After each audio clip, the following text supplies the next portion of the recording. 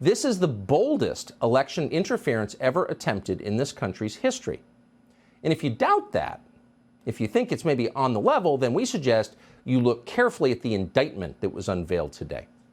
Donald Trump, as you probably heard, has been charged with 34 separate crimes. Those crimes turn out on close examination to be the same crime repeated 34 times. And that crime is, quote, falsifying business records in the first degree. So the Manhattan DA alleges that Donald Trump sent his own money to various people for various entirely legal reasons, but didn't account for it correctly in his office records. That's what he's accused of.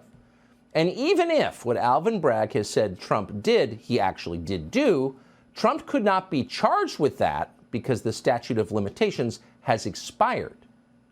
So the question is, how did Alvin Bragg drag Donald Trump into court today? Well, he did it by claiming that Trump falsified business records as a means of violating some other, much more serious law. That's what he's saying. Here's Alvin Bragg today. Under New York state law, it is a felony to falsify business records with intent to defraud and an intent to conceal another crime. That is exactly what this case is about. 34 false statements made to cover up other crimes.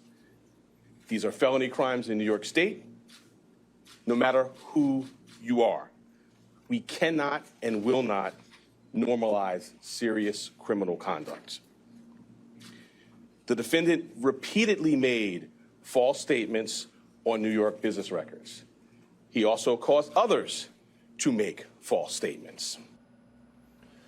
So here's what Bragg just said, in case you weren't paying attention to the lecture. Donald Trump has committed a crime not by changing business records, but by changing business records in order to conceal another more serious crime or to defraud somebody.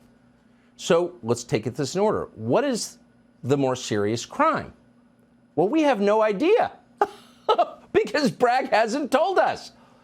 No such more serious crime is listed in the indictment. And critically, and this really is the point, Donald Trump has not been charged with another more serious crime. So what we have as of tonight is an indictment that does not allege specific violations of the law. Well, that's, of course, unconstitutional, but it's also farcical.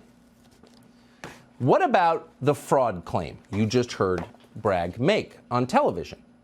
Well, Bragg claims that Trump sent money to Stormy Daniels in order to influence the outcome of the 2016 election, and in so doing, he tried to, quote, defraud voters.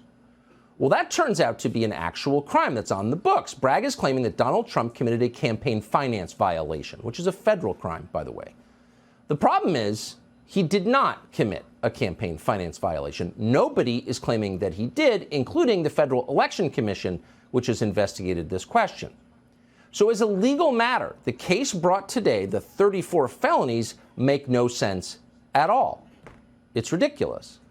But as a political tactic, which is precisely what it is likely to be effective. And that's why the media so fervently supports it.